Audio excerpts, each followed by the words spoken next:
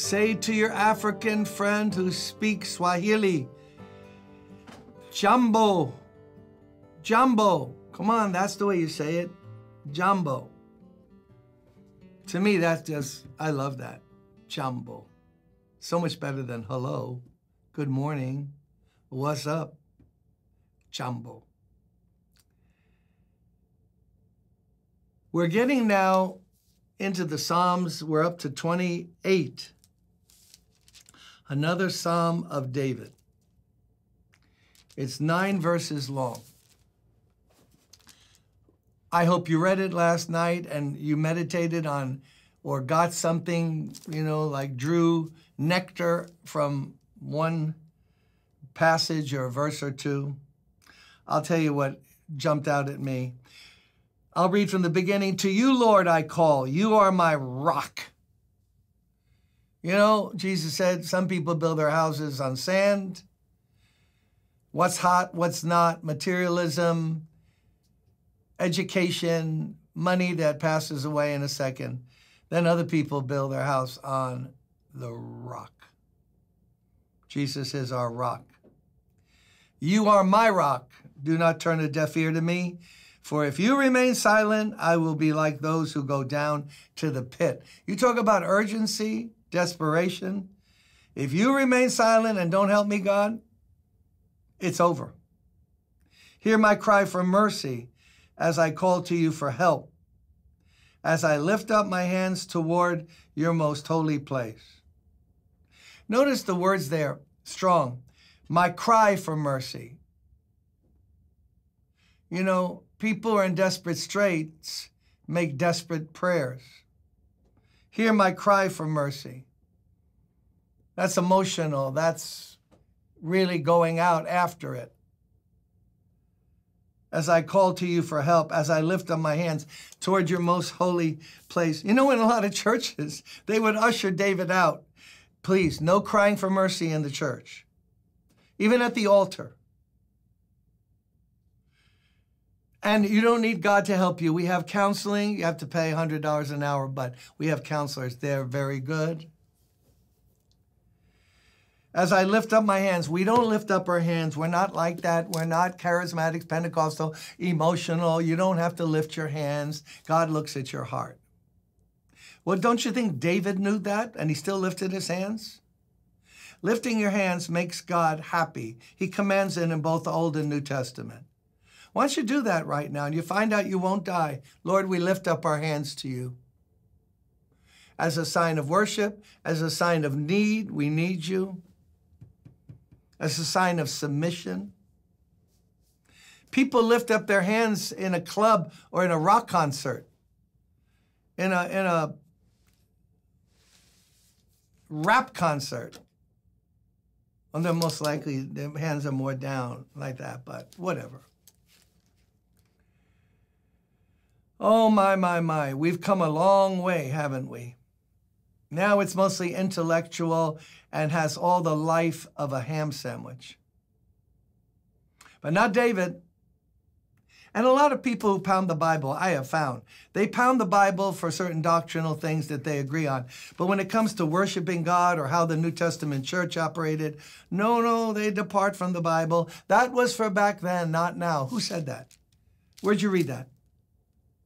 Show me that. So, do not drag me away with the wicked, with those who do evil, who speak cordially with their neighbors, but harbor malice in their hearts. Here's a description of the ungodly, the wicked, to those who do evil. Here's one of the signs of them. They speak cordially with their neighbors, but they harbor malice in their hearts. They're hypocrites, they're two-faced, and what you see is not what you get.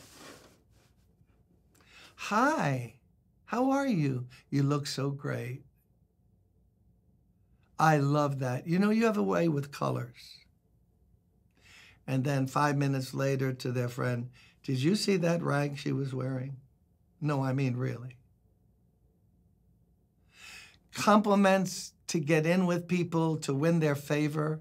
God hates that. hating someone, but not letting them know that there's aught and let's get it settled. No, just play the game. Play the game.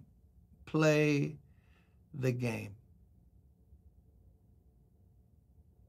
That's the advantage of being with people who have no social filter. I found this actually about New Yorkers. I don't brag about New York. I'm born and raised here. But in New York, basically what you see is what you get. And if someone doesn't like you, they are up in your grill. And if they're nuts, they're going to show that. And you go to other parts of the country and the world, and there's a big covering,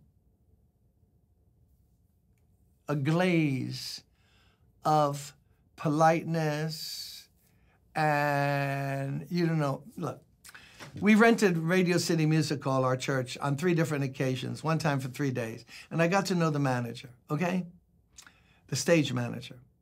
Because you can't go out on that stage, the largest stage in the world. My wife's choir was doing a concert. I presented the gospel at the end. You don't go on that concert, you don't go on that stage, unless he says, go. Stagehands have everything ready, because the elevator that comes up where the Rockettes dance and where the choir was on risers with gowns singing about the Lord, that thing goes down 3 floors. And if you walk out and you don't know it's down, gravity is going to take a hold of you. So we were talking. I got to know him. He lived in Park Slope over in Brooklyn. And we were talking, and he was impressed by the sincerity, thank God, of the choir, what we were trying to do. Although he was Jewish, not a believer. He said, you know, I'm cynical now because I work with the biggest names. Now, this is decades ago. I work with the biggest names in show business. Biggest comics, singers, and I'm side stage with them. They're cursing a blue streak. They're nasty, they're egotistical, and they're cursing the audience because they don't like the size of it.